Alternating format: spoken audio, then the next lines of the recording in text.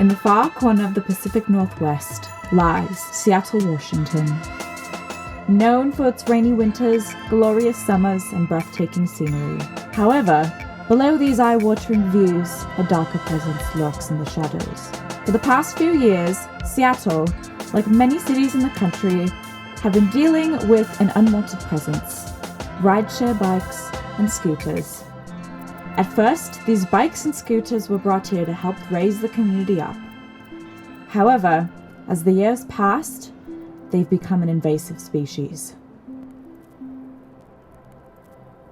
One of the first rideshare bikes introduced to the streets of Seattle in 2018 were jump bikes, settling with the average cost of 15 cents per minute.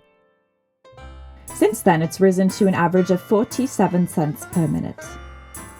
In most places, the cost has doubled, if not tripled, making it less accessible. 300 jump bikes became 5,000 bikes by March of 2019. In 2021, there were 72 people per rideshare bike in the city. They've overtaken the sidewalks and roads, causing hazards for the distracted walker. The interaction between rideshare bikes and humans is a perplexing one.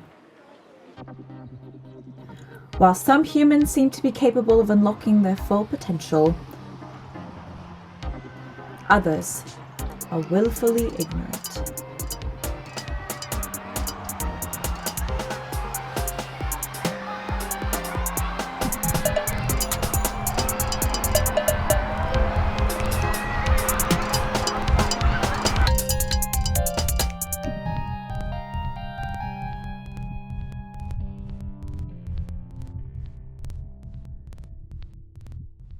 Safety is often pushed aside by riders who, in many ways, feel invincible on them.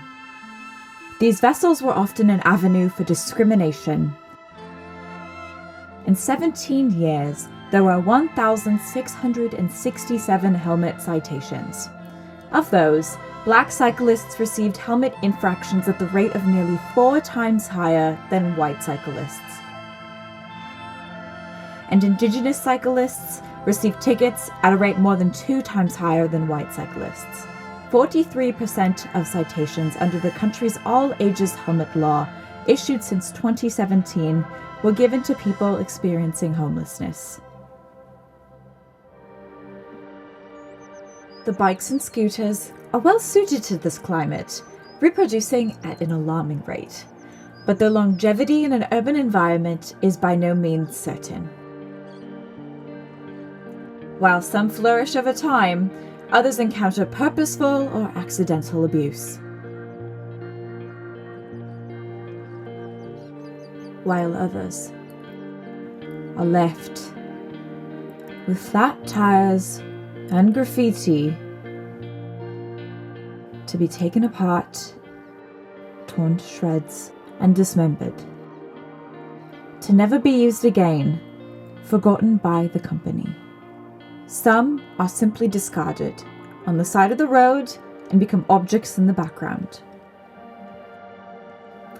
Though by design, rideshare are meant to serve the public, many become obstinate, especially when people are just too intelligent to know how they work.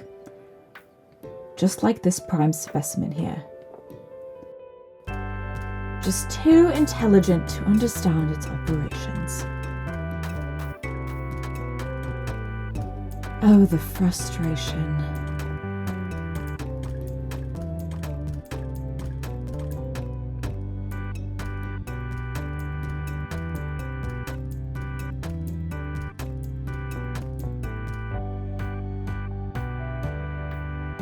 Well, this one's somewhat managed to configure how to turn it off.